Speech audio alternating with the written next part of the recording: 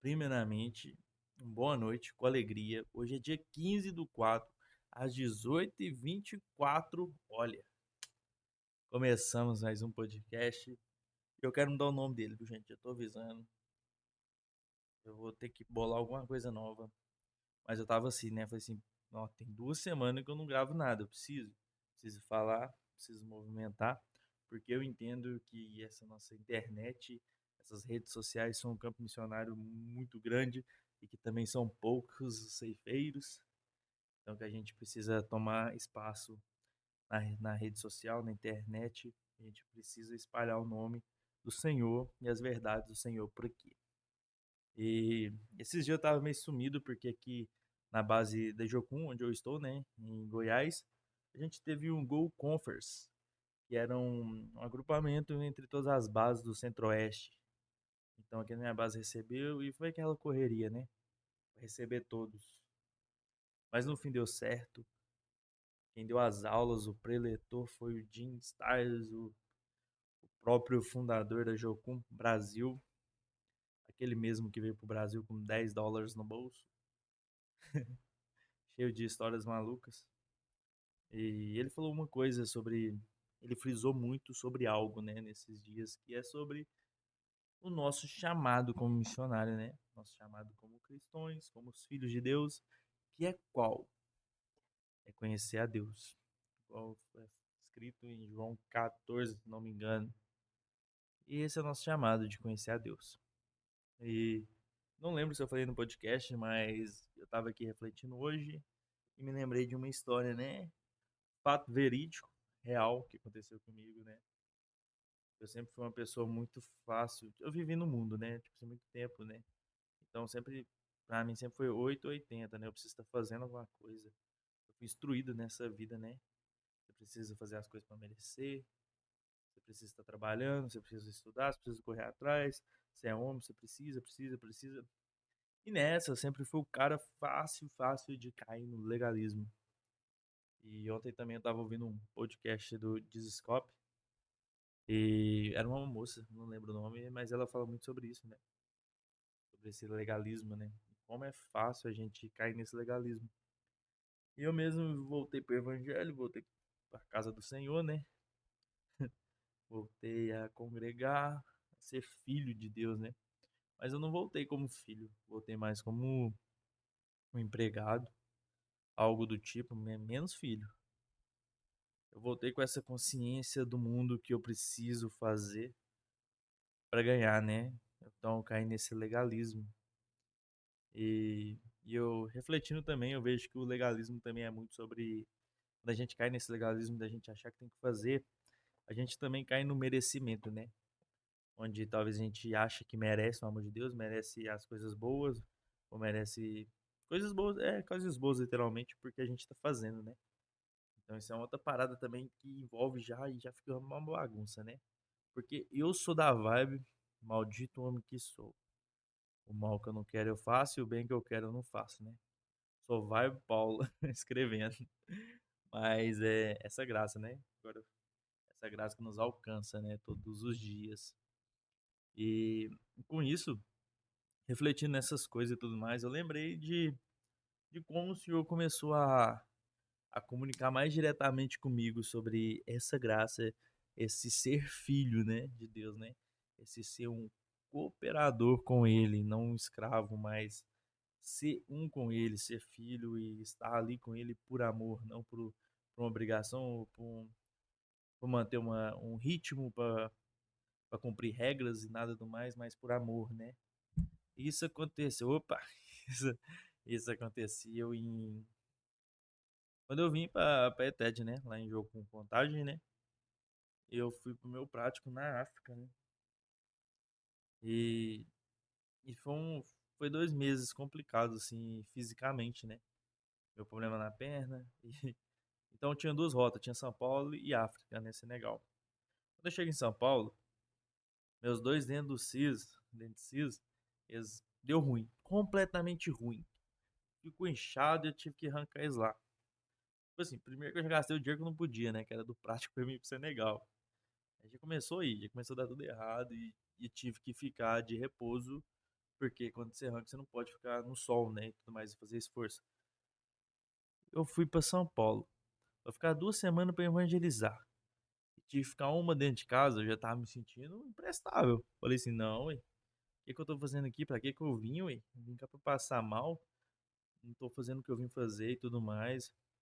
Esse culpado, né, de não estar ali evangelizando, de não estar fazendo um teatro, uma reportagem, de não estar fazendo nada, já tem meu problema na perna, juntou dente. Eu falei assim, cara, o que eu tô fazendo aqui, velho? O que eu vim fazer aqui? Onde que eu arrumei de vir pra missão se eu mesmo todo perrenhado? Então, eu não percebia, né? Ali eu não percebia, né? Mas o senhor ali já estava querendo me ensinar sobre essa questão do ser filho, né? De ser cuidado por ele, de entender que ele me amava não pelo que eu fazia, né? Agora eu consigo falar isso, mas no dia eu não conseguia, eu não percebia isso, porque tava um caos na minha mente. Porque eu achava ainda que eu precisava fazer para merecer. Então, então acontece isso em São Paulo. Eu melhoro, aí eu acho, não, ficou tudo bem agora, né? Completei a semana, a gente foi pro aeroporto. Primeira vez que eu ia pegar um avião, já tava assim, pô, tava desse jeito aqui, ó. Chico Bento no shopping, né? Chico Bento no aeroporto, né? Nunca tinha andado de avião e a primeira viagem já tava vindo pra África, né? Parei em Casablanca, velho. Quem diria que eu ia parar em Casablanca? Eu cheguei lá e falei assim, isso aqui não é África, não. Não parecia nada com África. Mas não vou perder o assunto. Então aconteceu todo esse rolê, né? Tava bem, tipo assim, mais ou menos, né? Minha perna nunca ficou tão bem. Só que tava maleável para continuar firme e forte. Chega na África, primeira semana, fiz tudo que tinha pra fazer, tava me virando. Só que aí aconteceu o seguinte: essa perna minha que não é muito boa, ela cismou de inchar, de inflamar. Quem disse que eu dobrava a perna? Eu fiquei deitado numa cama no meio da África, porque eu não conseguia mexer a perna. Ali pra mim eu falei: chega, chega, deu tudo errado, isso não é pra mim. Atravessei o mundo pra evangelizar, pra pregar, pra ver conversão, pra ver o Chava, e eu tô aqui deitado numa cama. Então, tipo assim, ali meu coração já tava apertado, né? Não, já não tava nem sabendo mais o que fazer, né? Na verdade. E aconteceu o seguinte: foi o melhor rolê pra mim. Pra mim foi o melhor rolê de todos. A gente foi numa organização missionária que chama Iris. E lá eles recebiam as crianças de rua e dava banho e alimentava elas. Tinha um estudo, passavam um vídeo e davam um estudo, ensinava a palavra ali, né? Discipulava eles meio que nesse rolê de recebê-los e acolhê-los, dar banho e comida. E ali chegou de manhã cedo e todo mundo chamou pra subir, né? Porque tem um momento de adoração e louvor lá, né? Só que minha perna tava doendo tanto, tanto, que eu não consegui subir a escada. E quando eu não consigo subir essa escada, já começo a ficar agoniado, né? Todo mundo lá em cima e eu fiquei lá embaixo, sozinho, não tinha ninguém, nenhuma alma comigo. Fiquei sozinho. Eu fiquei questionando Deus, Deus, por que que eu tô aqui? Tanto de gente que movimentou, tanto de gente que o Senhor levantou pra me ajudar a vir pra cá. Era um valor tão alto, tipo, pra que esse pessoal gastou esse dinheiro pra eu vir cá? Entendeu? Aí eu fiquei nessa pilha, assim, chateado. E na hora começou um louvor lá em cima com batuque e tudo mais. Tambor rolando, o povo adorando, cantando e brincando. Você vê as risadas, alegre. A cultura africana é assim, né? Alegre. E, e eu lá embaixo eu fiquei indignado. Eu falei assim: tá acontecendo tudo. E eu tô aqui embaixo ainda. Só que aí que veio de encontro a palavra de Deus, né? A voz de Deus comigo, né? E foi bem assim, né? Se eu precisar, eu te levo pra outra nação. Se eu precisar, eu levanto o recurso que for para você. Se eu precisar, você fica com a perna ruim. Se eu precisar, você fica com a perna boa. Eu faço que eu precisar, o que eu entender, para você entender que eu não preciso de nada de você. Então, Deus me confronta com isso, que ele não se limita, né? O que eu acho, o que eu penso, o que eu sei da vida, né? Ele não se limita porque ele é grandioso. Então, nesse momento, Deus fala basicamente o seguinte, que eu te trouxe na África simplesmente para você entender que eu só preciso do seu coração disponível. Não preciso de suas habilidades, não preciso de nada, não preciso de dinheiro, não preciso do seu 100%, não preciso do você tá com a perna boa ou ruim, se você tá com dinheiro ou não tá, se você consegue subir uma escada, se não consegue, se você consegue dançar ou não consegue, se você consegue cantar ou não consegue, se você não consegue atuar ou atuar, se você consegue pregar ou não pregar, eu não importo com isso, réu. Eu importo que você esteja com o coração disponível para mim. Então, o Senhor me confronta com amor, né?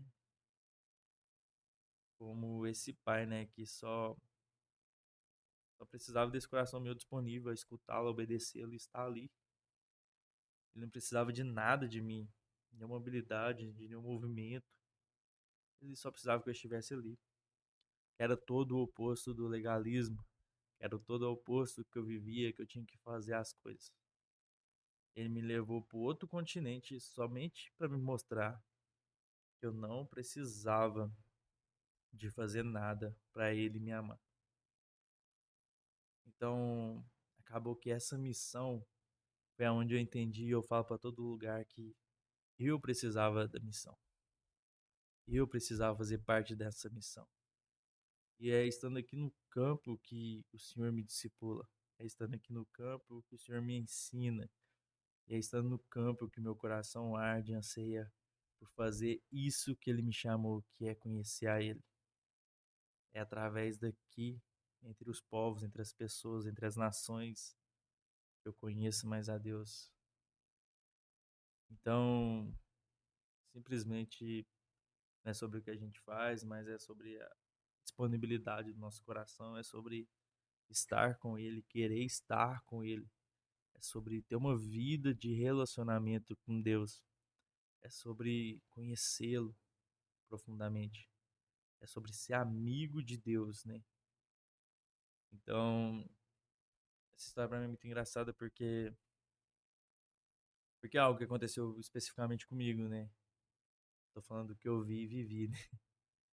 E essa é a bondade desse Deus tão grandioso, tão poderoso, né? Ele faz de tudo. Ele não se limita aos nossos pensamentos. Ele sempre vai nos ensinar da maneira que ele entende, da maneira que ele sabe, na verdade, que a gente irá entender e aprender. Então, quando estiver acontecendo alguma coisa maluca na sua vida, não se preocupe. Deus sabe o que ele está fazendo. E no final de tudo, não no seu tempo, mas no tempo dele, você vai entender muito bem o que ele quer te ensinar, ou quer dizer para você. E esse é nosso Deus que não se limita. Ele não se limita, ele é grandioso, ele é grande. E ele é bom o tempo todo. E o tempo todo ele é bom. Então confie nesse seu Deus. Confie nele. Porque ele vai te direcionar.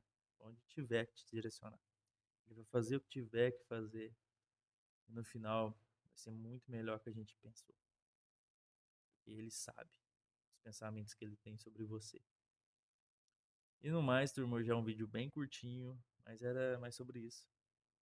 Para falar que nosso Deus é poderoso. Ele é esse que nos capacita, que nos guia, que nos aproxima dele mesmo. Ele é esse Deus que a gente se achegue e ele nos santifica. Ele é incrível, incrível, incrível. E eu vou te falar, se for preciso, ele vai te mover de lugar, de nação, de estado, mas ele vai te trazer para perto dele. Ele vai te ensinar muito. E todo dia que a gente acorda é uma oportunidade de aprender com Ele e crescer e conhecer a Ele. Então não perca os seus dias em vão, não deixe de olhar para Cristo e permaneça. Permaneça nos caminhos, permaneça na palavra, permaneça olhando para Cristo, porque só através dele temos vida, e vida em abundância. E no mais, tamo junto. Até o próximo. Que Deus abençoe grandemente a vida de cada um de vocês. Bye, bye.